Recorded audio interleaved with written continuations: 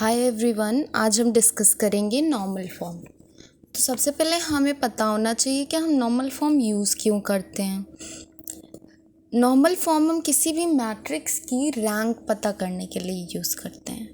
अब अगर हमें कोई मैट्रिक्स नॉर्मल फॉर्म में मिल भी जाती है तो उसका रैंक क्या होगा। अगर हमें कोई मैट्रिक्स नॉर्मल फॉर्म में मिल जाती है तो उसकी रैंक उस मैट्रिक्स के नॉर्मल फॉर्म में जो हाईएस्ट ऑर्डर आइडेंटिटी मैट्रिक्स होती है उसके ऑर्डर के बराबर होती है।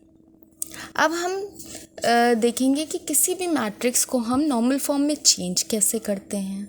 तो यहाँ पे मैंने एक एग्जांपल लिया है जिसके थ्रू मैं आपको बताऊँगी कि हम किसी भी मैट्रिक्स को नॉर्मल फॉर्म में चेंज कैसे करते हैं। किसी भी मैट्रिक्स को नॉर्मल फॉर्म में चेंज करने के लिए हमें यहाँ पे टॉप लेफ्ट कॉर्नर पे जो एलिमेंट चाहिए होता है वो चाहिए होता है 1। तो 1 अगर हम इस मैट्रिक्स को देखें, यहाँ पर 1 लाने के लिए हमें कौन सा रो या कॉलम ऑपरेशन यूज़ करना पड़ेगा। तो अगर हम यहाँ पे अप्लाई कर दें R1 इंटरचेंज्ड बाय R2, तो हमें यहाँ पे जो मैट्रिक्स मिलेगी वो मिलेगी A इज इक्वल्स टू 1 2 -1 3 -1 2 -1 -1 -2 -1 -2, ये होगी 2 4 -4 7। अब हमें ऊपर तो 1 मिल गया है, लेकिन हमें इसके नीचे ये जो दो एलिमेंट्स हैं इसको 0 बनाना होगा। अगर हम देखें तो इसको अगर हमें लेकिन हाँ, ये एक और बात कि यहाँ पे हमें अगर इन दोनों को 0 बनाना है तो हम किसी और चीज़ का यूज़ नहीं करते हैं, केवल इस वाले 1 का यूज़ करके ही इन दोनों को 0 बनाएंगे।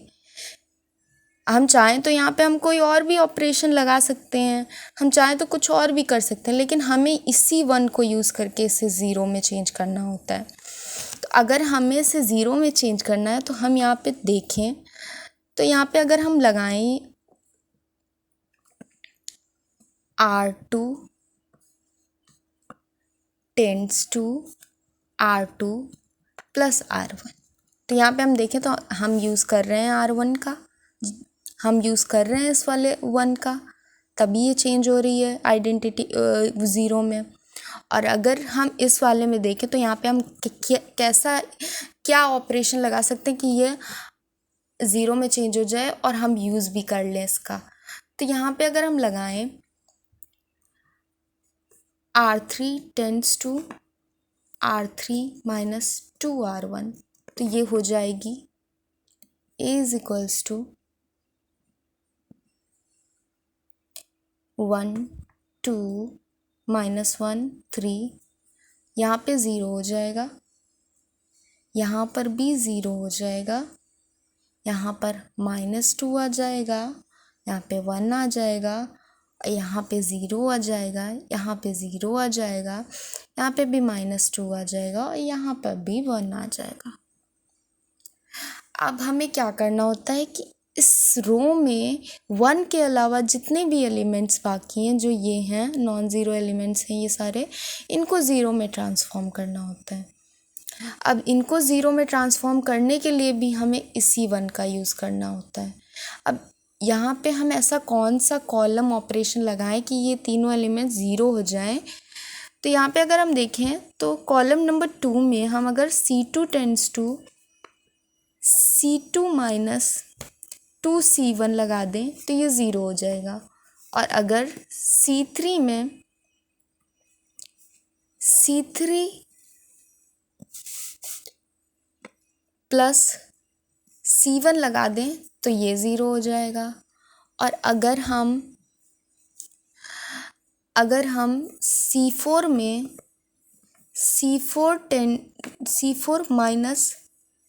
-3 C1 लगा दें तो ये वाला भी 0 हो जाएगा। तो यहाँ पे हमें मिलेगा क्या, यहाँ पे हमें मिलेगा A is equals to 1 2 -1 3 0 0, sorry यहाँ पे सारे ज़ीरोज़ होंगे, सॉरी, यहाँ पे सारे ज़ीरोज़ होंगे। और यहाँ पर भी ये जो है ये में -1 -2 रहेगा और ये 1 हो जाएगा, ये 0 0 और यहाँ पर भी -2 और ये 1।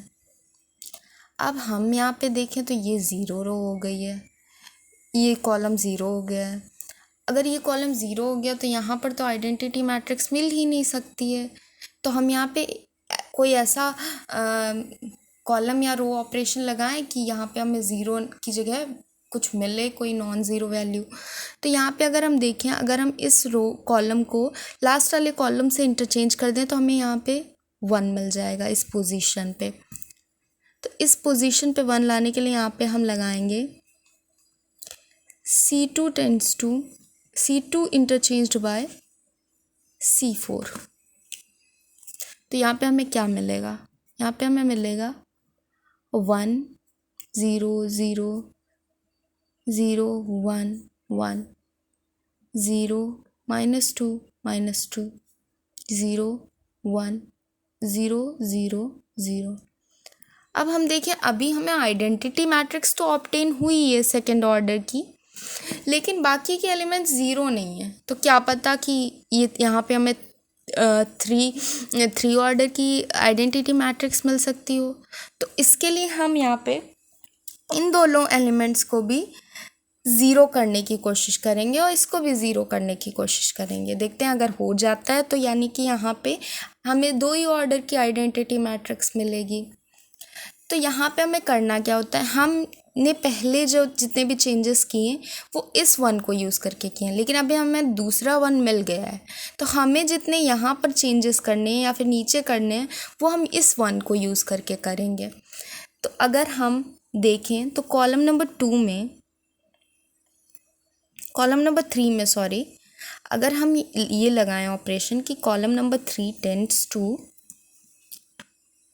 C3 प्लस 2C2, तो ये दोनों 0 हो जा रहे हैं।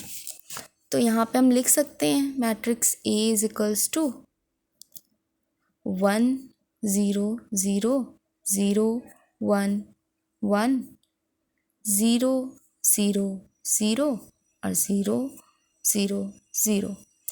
अब क्योंकि हमें यहाँ पर भी 0 लाना है इस 1 का यूज़ करके, तो हम यहाँ पे ये वाला रो ऑपरेशन लगा सकते हैं, that is R3 tends to R3 minus R2। तो यहाँ पे हमें जो मैट्रिक्स मिलेगी वो मिलेगी A इज इक्वल्स टू 1 0 0 0 1 0 0 0 0 0 0 0।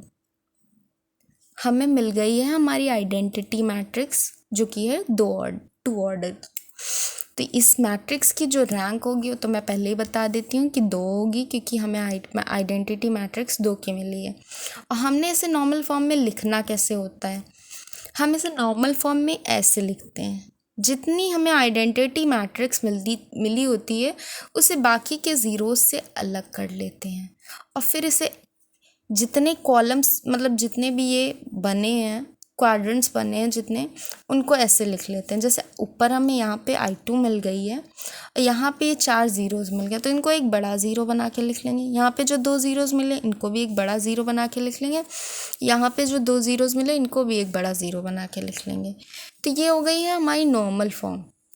यहाँ पे हमें जो रैंक मिली है वो हम ऐसे लिखते हैं रैंक को, रो इज इक्वल्स टू 2 I2 मिली है। यहाँ पे अगर I3 मिलती तो हमारी रैंक 3 हो जाती, यहाँ पे I4 मिलती तो हमारी रैंक 4 हो जाती।